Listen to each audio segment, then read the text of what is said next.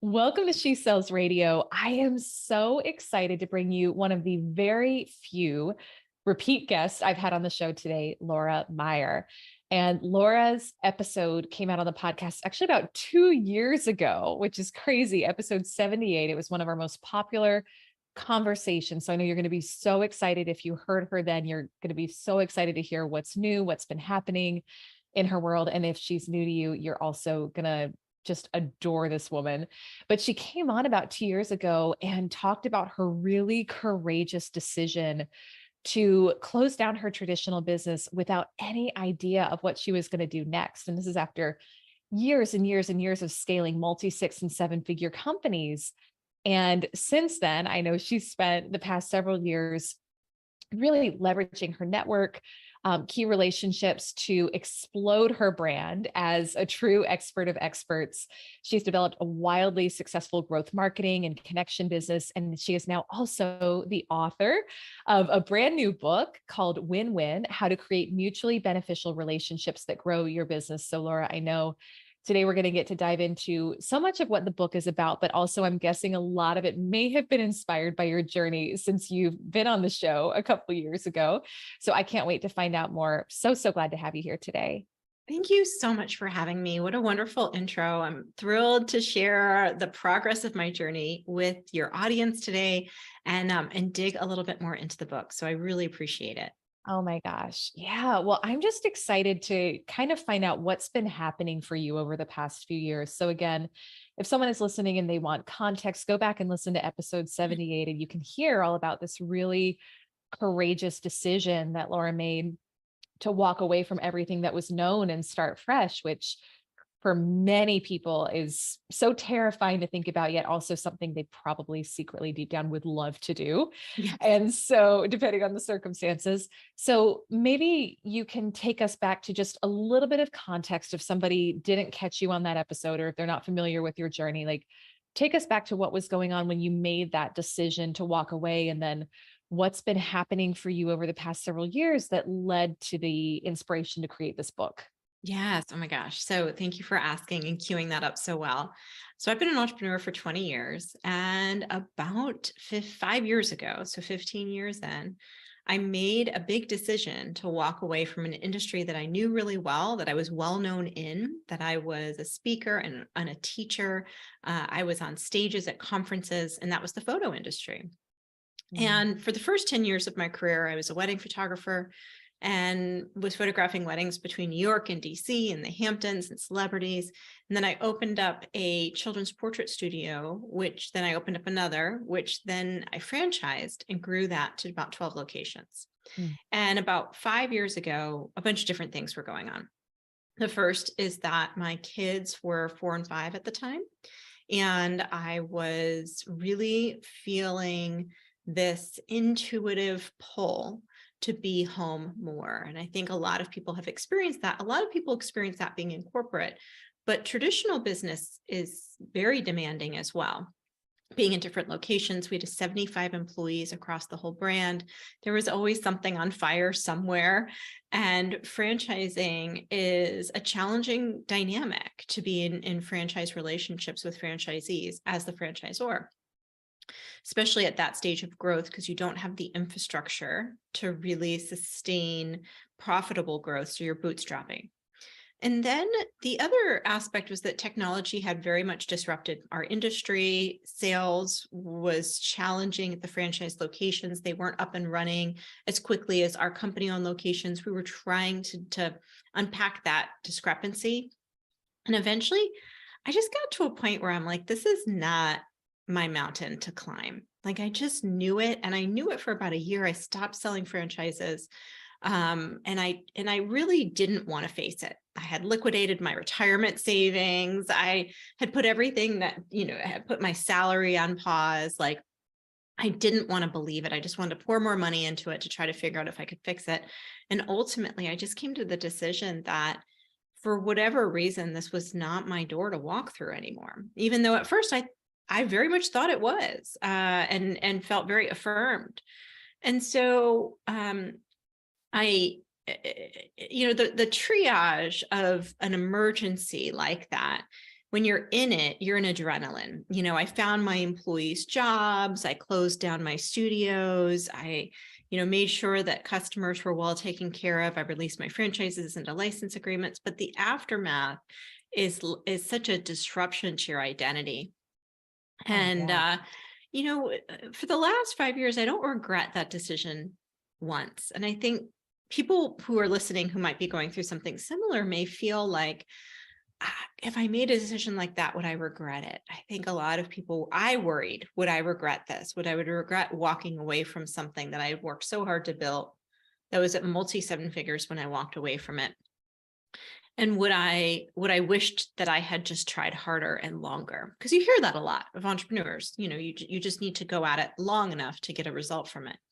But in this situation, there was enough for me to just know it wasn't my journey anymore. And I walked it. I never regretted it. So from there, started a consulting career. It was going to be the pit stop between where I was to where I was going next, and it ended up being the final destination.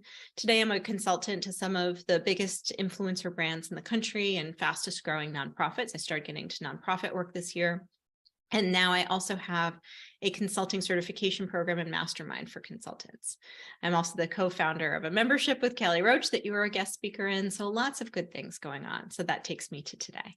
Oh my gosh. And I know, today a lot of the focus is going to be on the topic of your book and how to create these business relationships, because I think I love your approach to growing and scaling business. I think it's so powerful. I think it's something that so many of the members of our community crave, where it's like, it doesn't have to be, sometimes we feel like we have to be spammy or cheesy or inauthentic, and you're the complete opposite, which I love. So we're going to spend a lot of time on that today. Before we get into that though, I just want to speak to kind of how you made the decision, because I think that's so important too, to note that, like, just because something on paper looks good, especially as women, it's like we have this intuition that tells us when it's time. And that can be the hardest voice to listen to, as well as that voice saying, this just isn't in alignment anymore, even if it once was.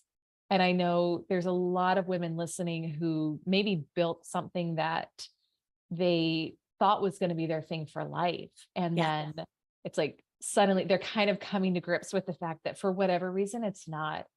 I just want to know, like, what words of wisdom would you give to a woman who's in that circumstance before we move on to talking about, the topic of the rest of the interview?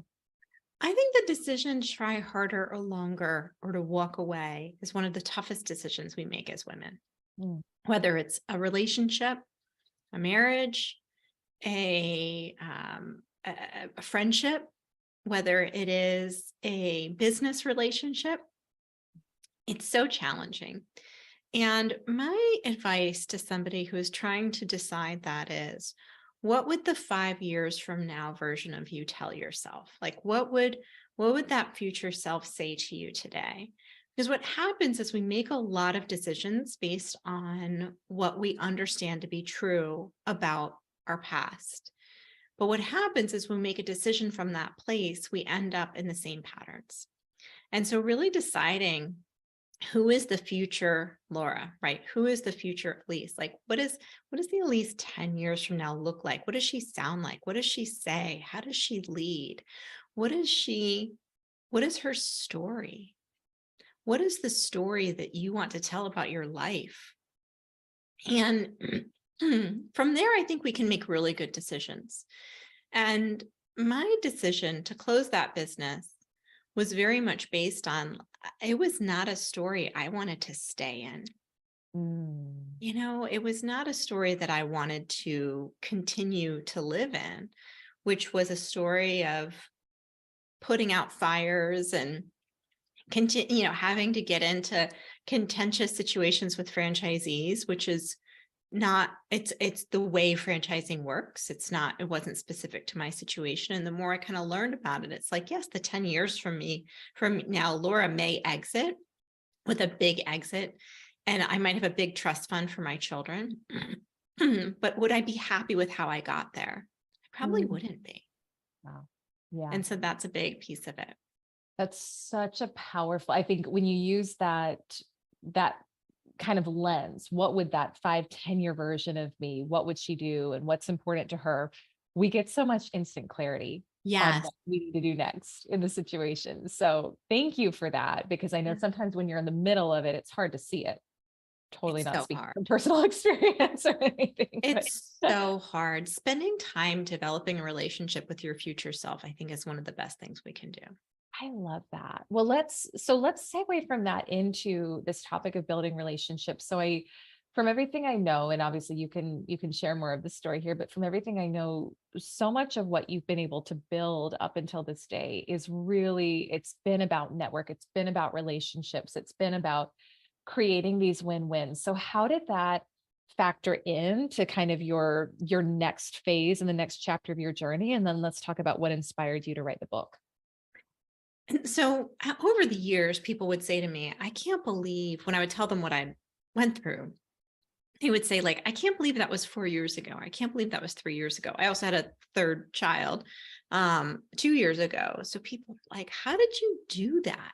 Like, how did you grow this large scale business you have today? And I had to think about it. I was like, I actually don't know. So I spent some time unpacking it. And that's what I ended up putting in this book, Win Win. And it came from a couple observations in the online space. So in the online space, I found that a lot of people really just want to click a button and make the business grow. And Mm. there was probably a time in which we could kind of do that with Facebook ads, but I also think that ship has sailed. And it's coming back to genuine, authentic relationships, connections, meaningful relationships. And back before there was social media, and I was in business for 20 years, that was survival. Like relationship marketing was how I got to my first multi-seven figures in business. We didn't run Facebook ads. And I realized how few online coaches, consultants, people in our space really, they just didn't know how to do it. They thought that relationship marketing was like sending out, spamming messages to 100 people to see how many came back. Or they thought that relationship marketing was JVs and affiliates, which is a piece of it, but it's actually a small piece of it. It's Mm. really not the majority of where your effort would go if you were starting out in relationship marketing. You're just not there yet where you would get into those types of collaborations. So I think for many people, they just don't know how to go about it in the right way with the right people. So instead, they end up going about it the wrong way and getting discouraged or shying away from it altogether.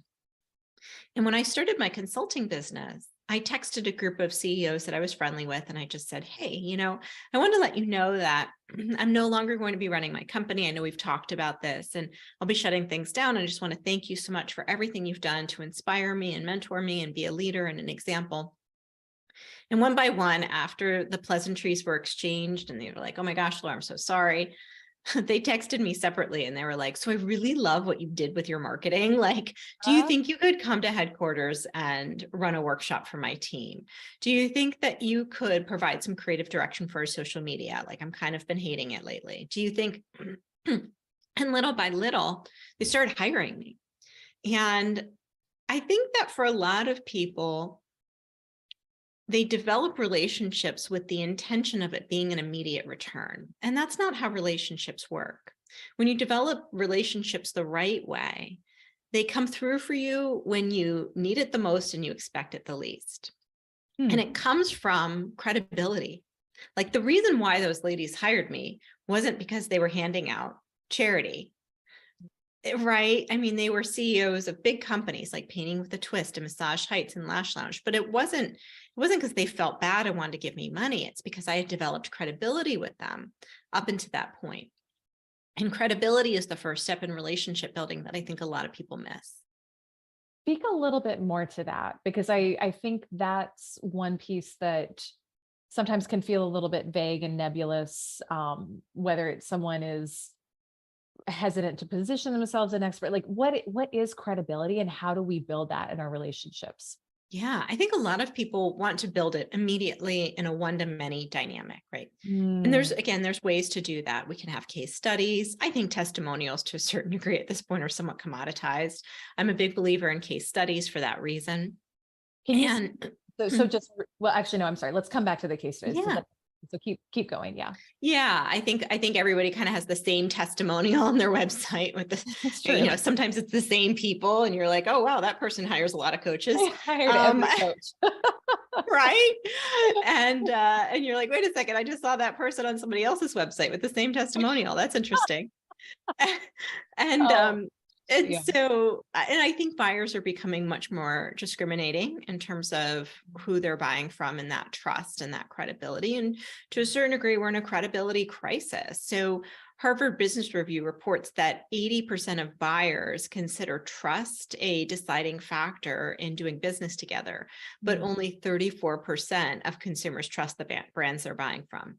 Wow. And Hmm. so there's a really big gap between who we trust, and there's a trust crisis. I mean, just look at what's happening with Twitter right now, right? And so I think for many people, many consumers, many buyers, many students, potential customers want to feel that sense of trust and credibility with the people that they're buying from.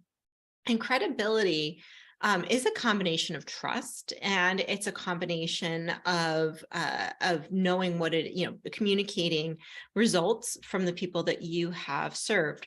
But ultimately, create credibility comes from something very unexpected.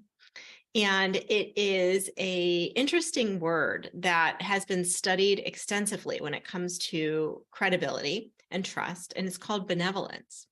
And benevolence is wanting the best for the person in front of you, irregardless of whether or not it benefits you.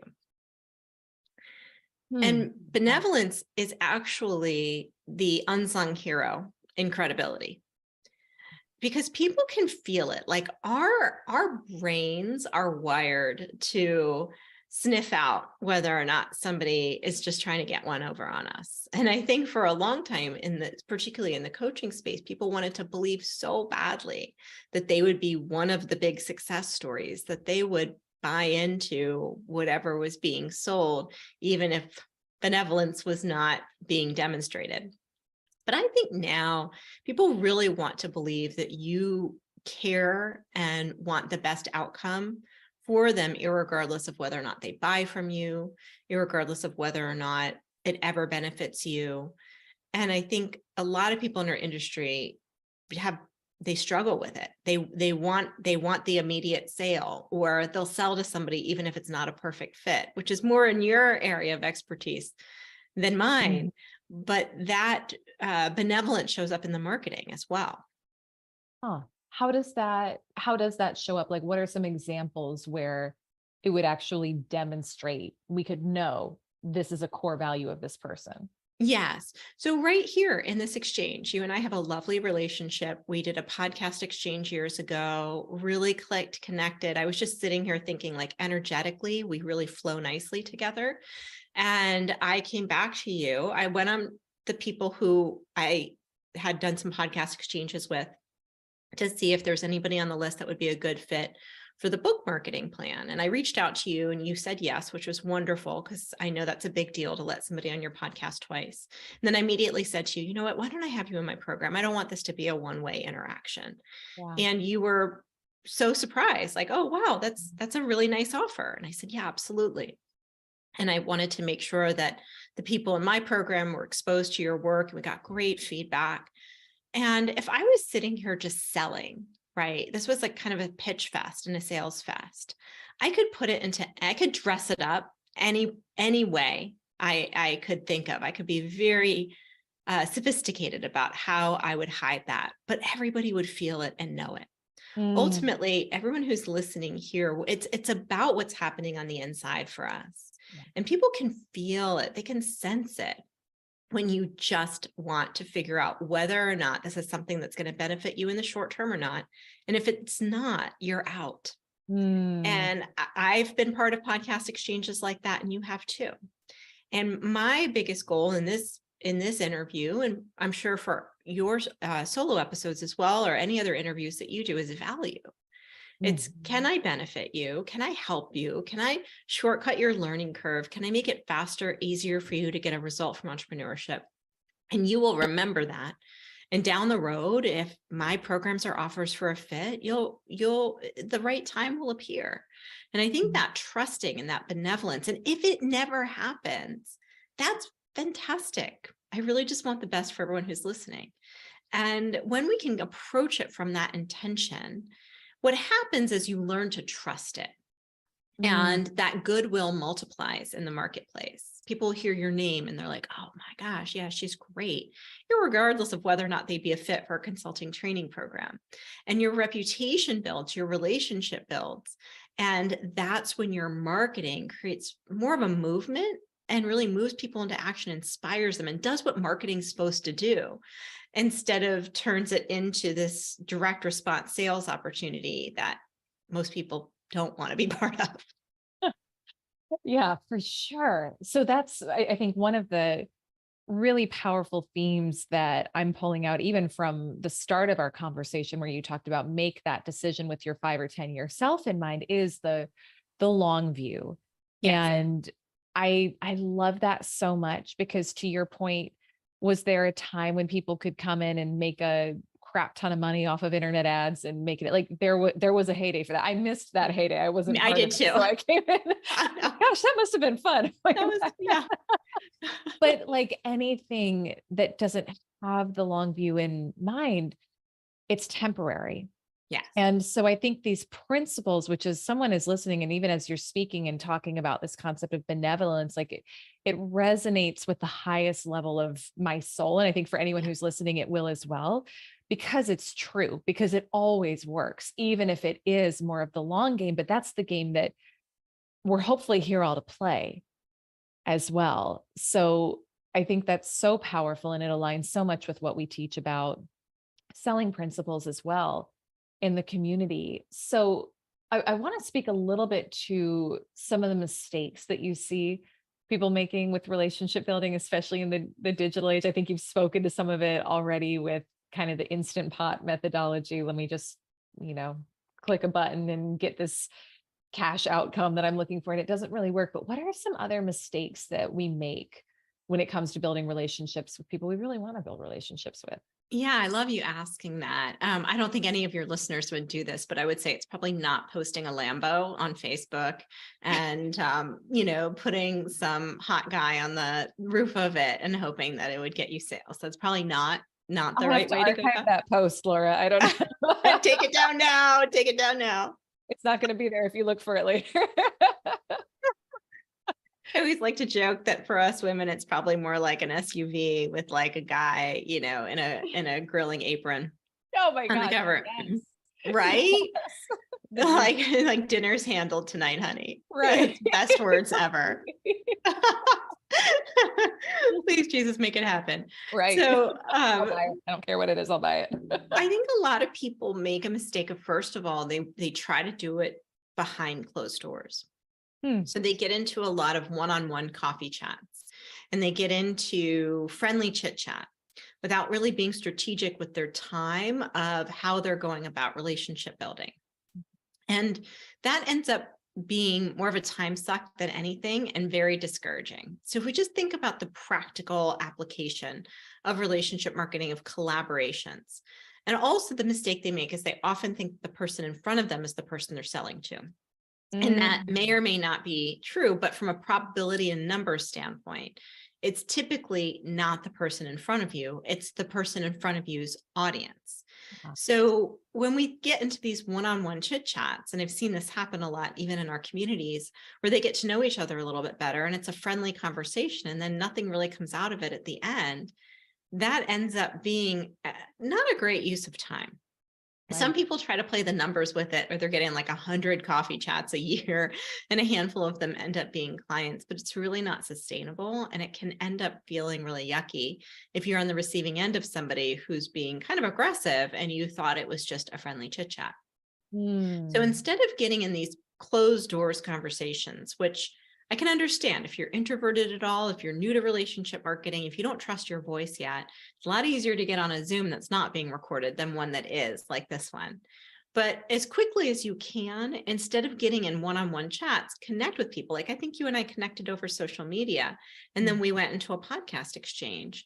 Have, first of all, something to offer. Have something to offer in the exchange. And don't worry if your audience is tiny or your podcast is new. I've never had anybody ask me how many weekly downloads my podcast gets in a podcast exchange, except for one guy once off of Clubhouse, and he was kind of a sleazy guy. So I was like, that's fine. We're just not going to do an exchange. I thought you were interesting, but I really don't anymore. I've had one of those. It's always the one who you don't actually want to have on your show. Who asks that? So yeah. Right. And there's something beautiful and powerful about small audiences that is hard to scale as you grow. Yeah. So don't worry about small numbers, small audiences. I know this is something you teach as well. Right. And if you don't like podcasting or it's too overwhelming to get one up and running, just go live on LinkedIn once a week. If you don't like yourself on video, have a blog where you post your content and email it out to an email list every week. Something that you can offer in exchange with someone else so you can get in front of their audience and they can get in front of yours. Because from a numbers standpoint, it's unlikely that the person you're speaking directly to is the right fit for your program. But it is likely that somebody in your collaborators audience could be a good fit for your program and vice versa. And that's the power of collaborations. It just increases your visibility so quickly. You know, if you think about maybe an hour a week of getting into podcast exchanges, that's 52 visibility opportunities a year times, let's just say somebody has 400 or 500 audience members, not huge, right? Think about how many people would have their eyeballs on your offer versus just getting into friendly chit chats that nobody sees. I love that. I love that because there's kind of this balance and this, I think this is wisdom, right? Is there's benevolence in the exchange, right? So you're always looking for the best thing for the person, and you're still not here to waste time. Like you're not here to waste anybody's time, which I love. So there's some strategy from it with that benevolent energy. And that's Kelly, that's amazing. Yeah. So I want to ask one more question, and then we'll have you talk a little bit more about the book and where people can get it, because it's got some amazing downloads that come with it and some great resources as well. So I'd love to kind of finish with, if you're looking to build a relationship with someone who seems out of reach for whatever reason, their audience is bigger.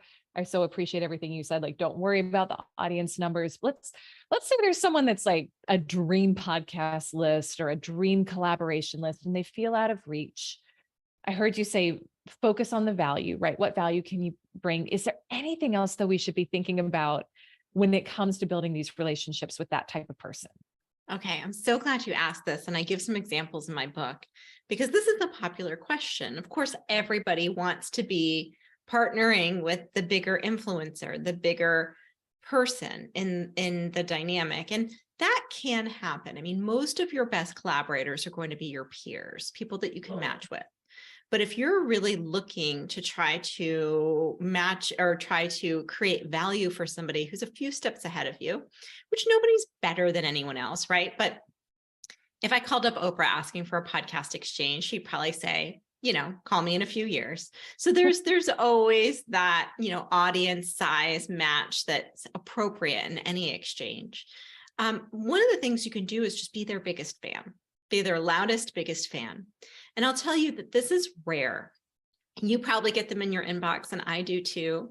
And when somebody reaches out to you and they just say, like, I don't want anything from you, I just want to let you know, like, I appreciate you. I loved your content. That was a great podcast episode. This was my takeaway. When you hear from those people, most people will listen passively, or they're the haters, right? They're the booers. Right. And that's unfortunately, when you're a person of influence, that's what you get to navigate. But when somebody is just saying, I love what you're doing, thank you so much, and you hear from them regularly, that stands out. That stands out. Another idea is to be in their program and be their best student. Wow. And again, that stands out. And I don't know about you, I put my best students on my podcast. And you'll find that people will really appreciate that. And they won't really require it to be reciprocal as much. The other thing you can do is you could create a blog post that talks about how much you love their program and how much you love their content, and search optimize it. You'll probably get their attention pretty quick. So there's a lot of really great things that you can do to get the attention of somebody who's a few steps ahead of you in a respectful way that could open up doors to reciprocity. Wow. Brilliant, brilliant, brilliant. Laura, please tell everyone, where can they go to connect with you, to order the book? I mean, this is just in this short amount of time. I'm getting so many ideas for things that I want to do in my own network and career. So thank you for this. This is pure gold. I know, like, I want to learn more. I know everyone listening does too. So tell us where we can go to get the book and learn more. Yeah, absolutely. So you can go to createyourwinwin.com. So that's createyourwinwin.com. Where you can download some free resources and also click on the link to order the book on Amazon. Inside of the book, you'll see all sorts of ideas and tangible advice on how to implement a lot of what we talked about today. Amazing. Amazing. One final question, and then we'll wrap.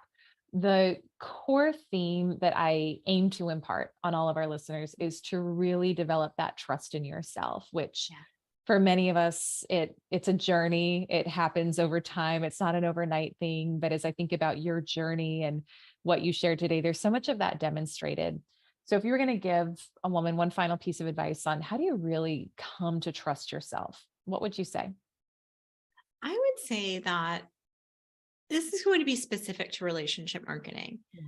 There's lots of different ways that I think you can trust yourself. But for many people who are getting started in relationship marketing, there's a lot of who am I to? Who am I to talk about this topic? There's so many other people that are good at this topic. Who am I to share my experience? I don't even have that much experience to share. And what I want to share with anybody who feels that way, and that's why they're having chit chats behind closed doors, and that's why they're not creating collaborations and exchanges that could be really beneficial to both parties, is nobody is going to say it like you say it. Nobody has the story you have. Nobody's going to have your tone of voice. Nobody has the exact values you have. And when it comes to this type of marketing, which is why I think it's the best type of marketing for the work that we do, people are going to be very attracted to your perspective, your unique point of view. And that's what is going to grow your business. Not that, your ideal client is not looking across everybody on Instagram with the same captions that you have. What they're going to do is hear your voice at that time. And they may have an affinity to you based on something that you said, whether it's something that you went through in your life or business, or that they just like tennis and I happen to be a tennis player. It could be anything, but that is the way in which you're going to make a connection. And getting started doing that and not worrying about what everybody else is saying and doing is what is going to accelerate the growth of your business. Amazing. Amazing. Thank you so much, Laura. This is so fun. I'm so excited for you bringing your wisdom to all of us through this book. And it's such a beautiful way that people can engage with you and really elevate their relationships, which again, the long game is always what wins. So thank you for this so important message and timely message that you're bringing into the world with your book. Thank you so much for having me. I always love being with you, and I really appreciate the opportunity to be here. Oh, absolutely. Absolutely. Well, we'll link all the resources in the show notes. We'll link the book in the show notes as well. So again, to you, my listener, go connect with Laura, get her book. These are principles that will help take you to your next level of success for sure. So dive in deep. Thank you, as always, for being a listener of She Sells Radio. If you want to dive into more resources to help you elevate your sales, your income, and your life, you can head on over to elisearcher.com. I will see you on our next episode of She Sells